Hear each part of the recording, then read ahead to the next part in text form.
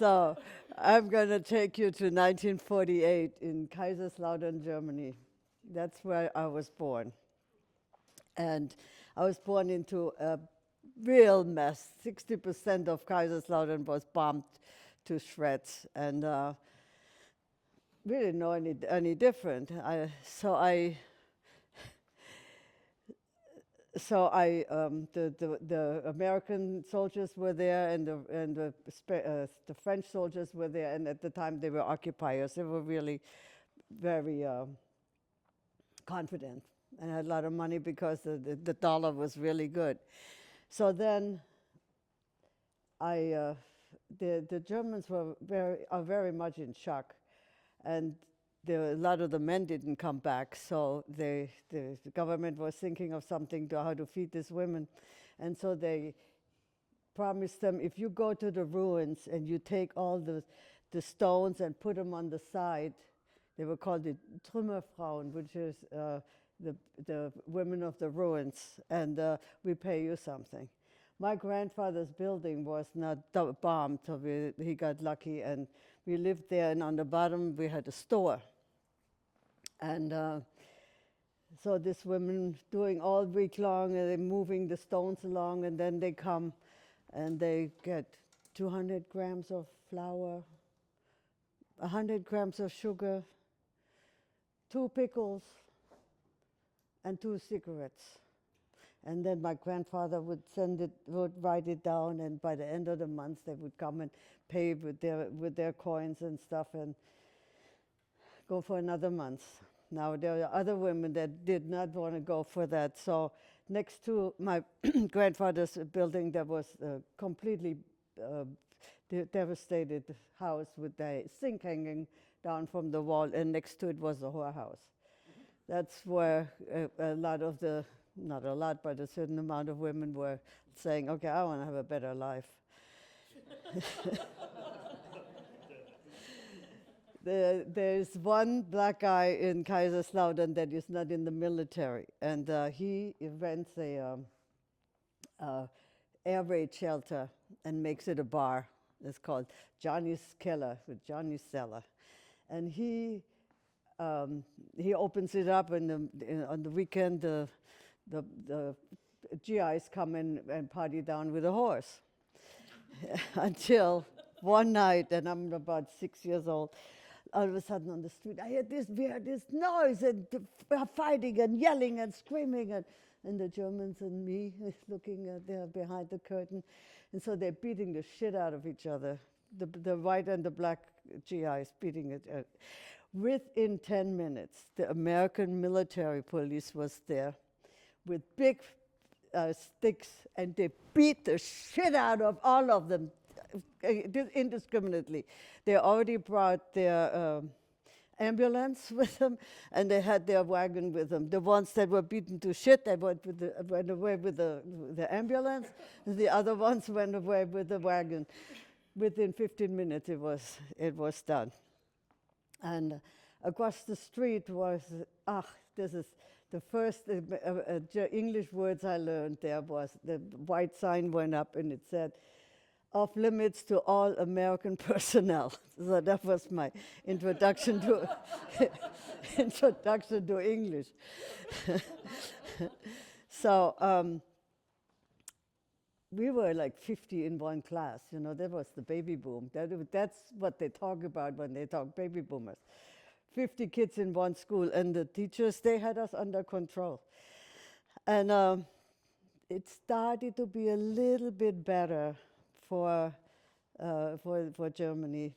The family down the street had a TV, and my mom would once a week or so give me and my brother 2 marks. You put it in a little slot, and the TV would run. That's how they would pay for it.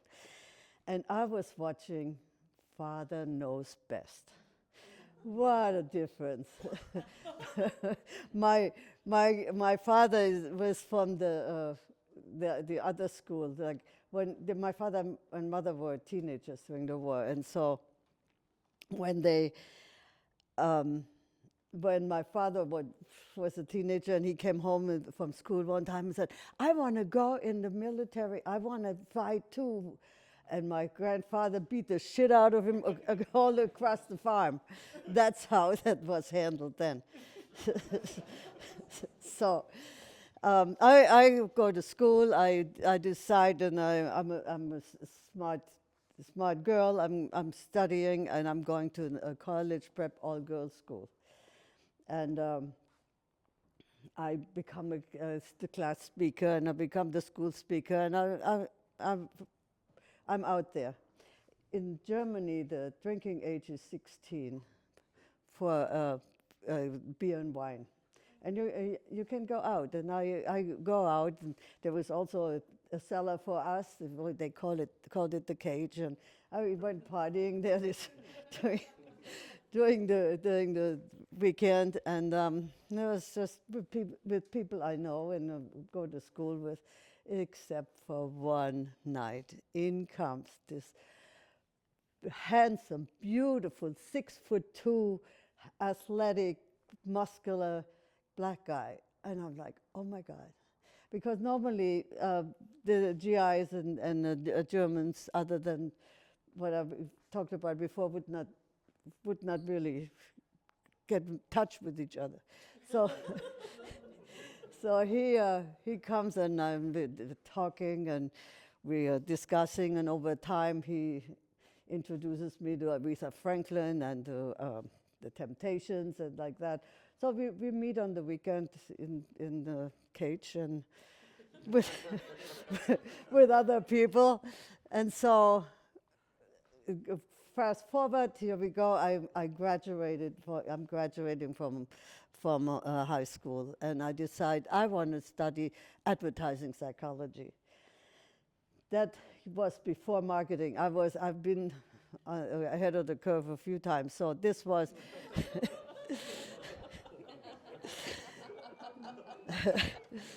So I go to University of Cologne, and they want you to study the whole curriculum in psychology before you're going to have an elective in advertising psychology.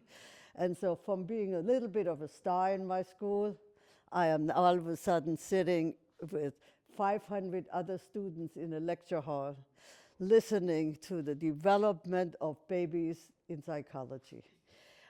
And I was not much for babies.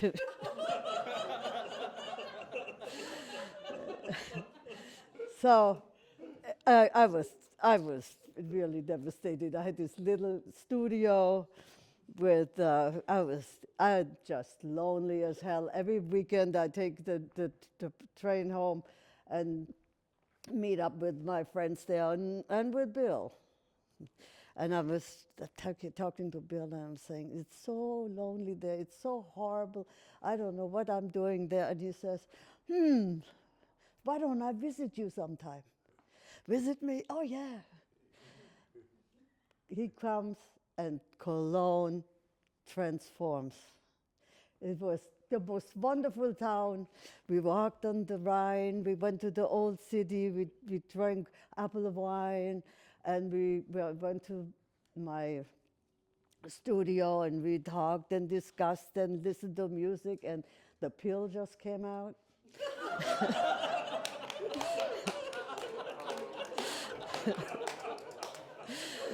So we made great love, man.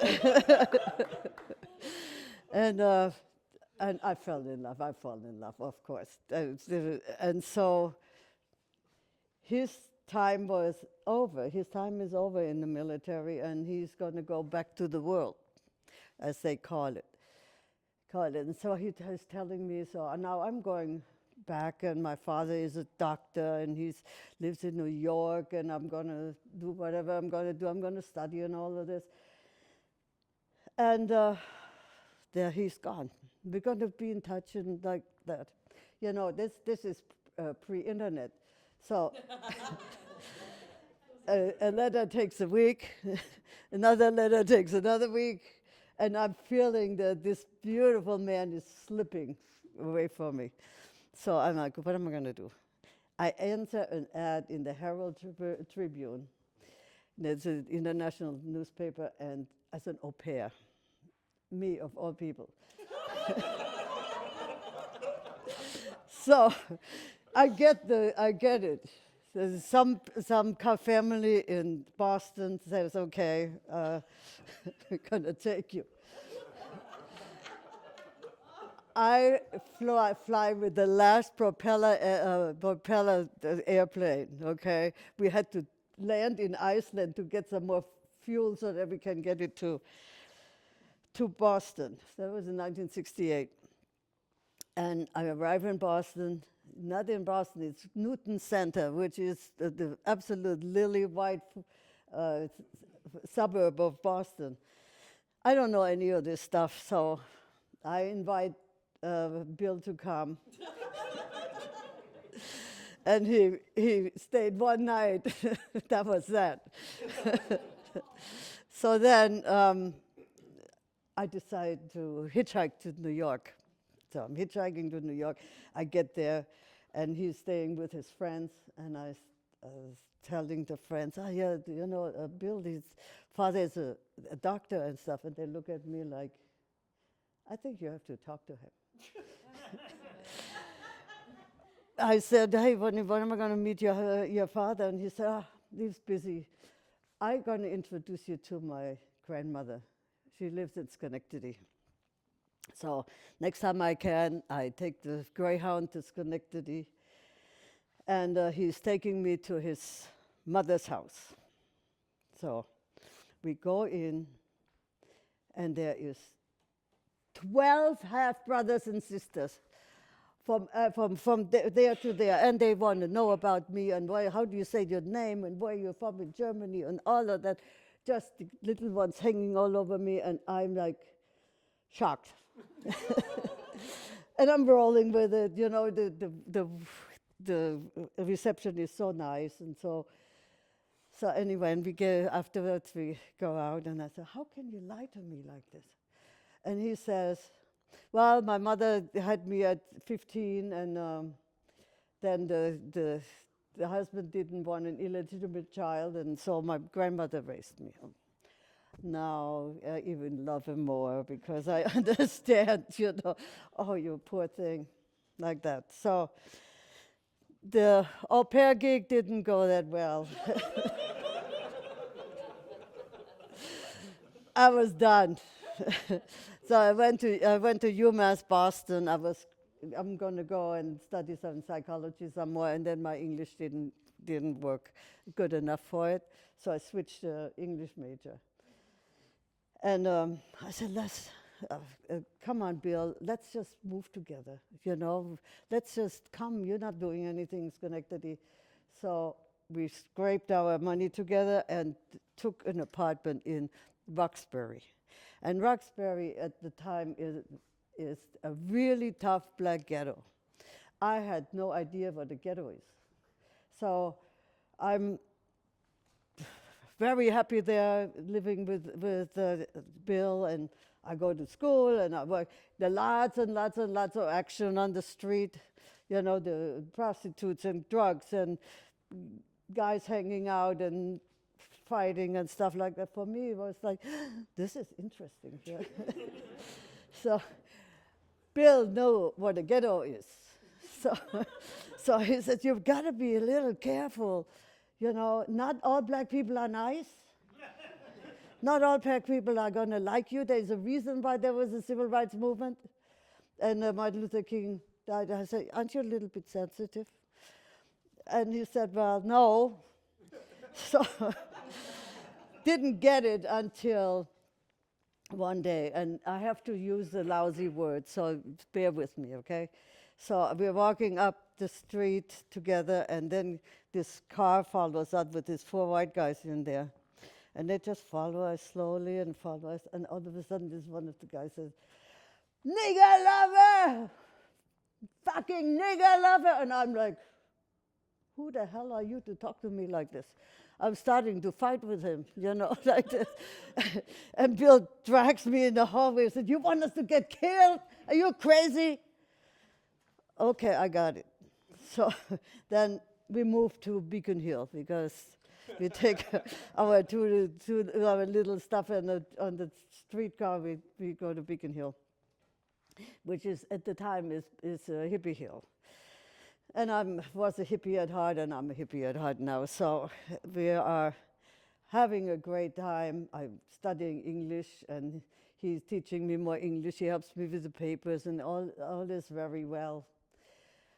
Until there is the Black is Beautiful movement that comes up, and the American white girls are discovering black guys, especially on Beacon Hill. And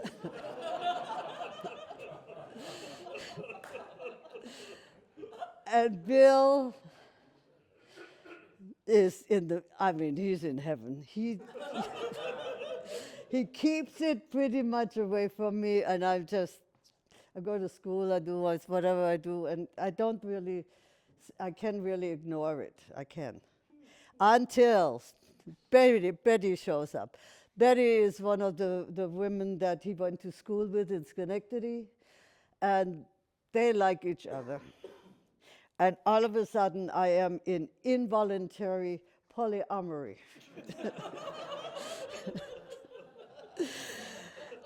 Oh, and jealousy has not really been an emotion that I'm really interested in. So I'm just like, okay, I don't want to give him up. I just adore and love him. And Betty isn't going to go in the away. So I lived with it. And then I graduate, I have a BA in English, and I have to leave to go back to Germany. And Bill and Betty decide, okay, we'll go with you.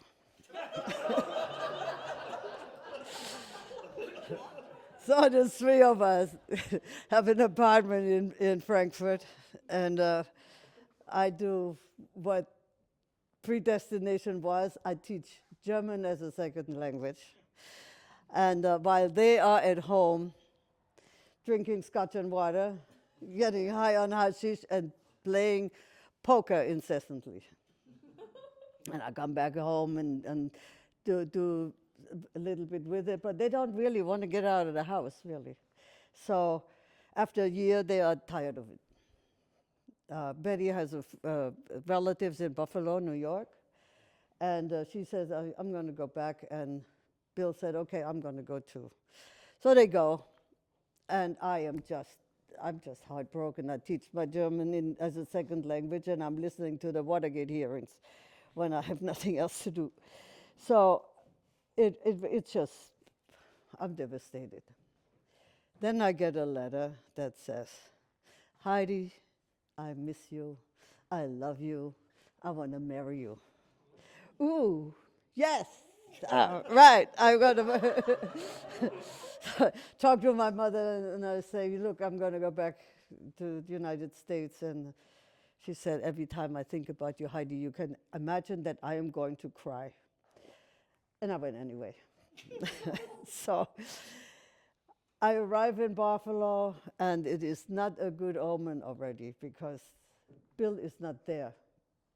Here I am. And when he comes, he has his whole afro sheared off, and he has a bald head before bald heads became fashion. And the only one that has a bald head is Isaac Hayes, who is a seduction singer. So here I am, and so he takes me to his favorite bar where Betty is already, and introduces me to Tequila Sunrise. Oh man, the next day I wake up, hungover, and look around Buffalo, New York, and I'm completely underwhelmed.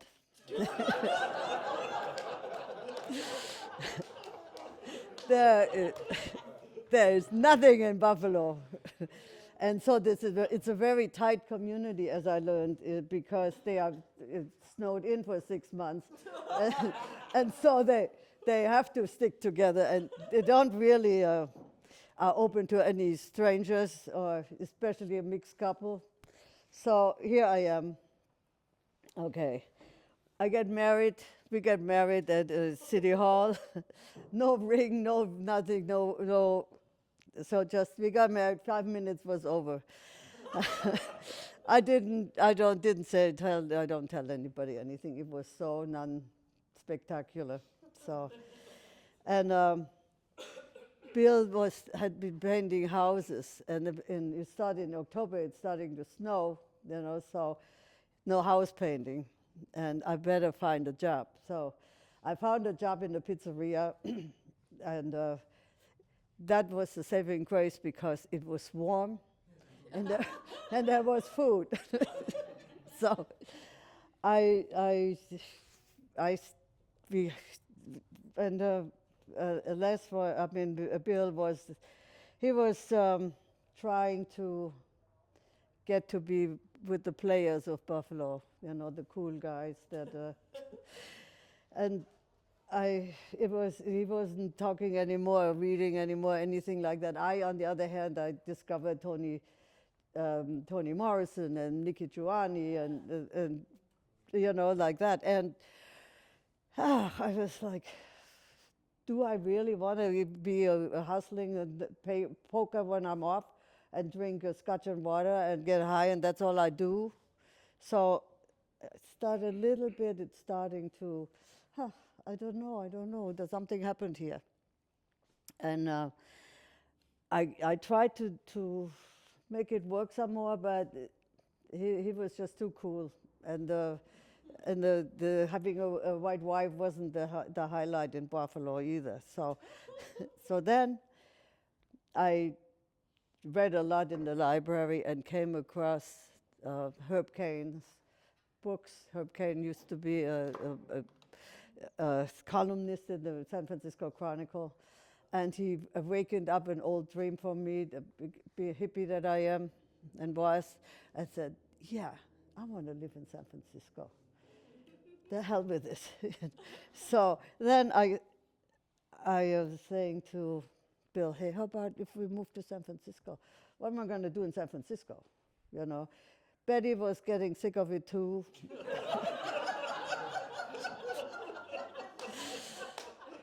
And she said, I'm going to move to Hawaii. And so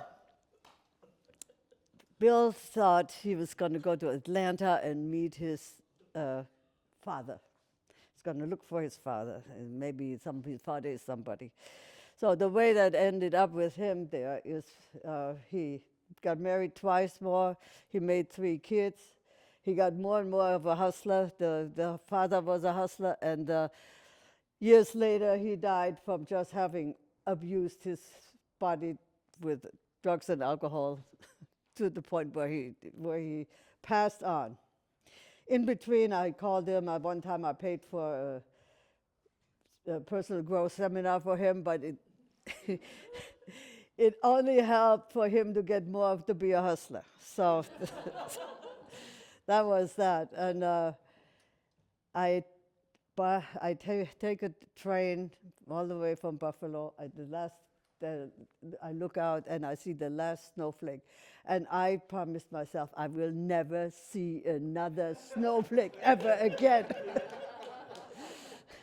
And so I arrive in San Francisco, and I've been here since 1976. And I have to say, I've had my rocks and my trip ups. However, I have every single day in San Francisco up to now, I have loved it here. So thank you.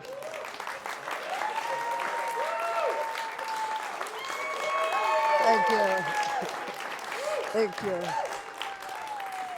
Thank you.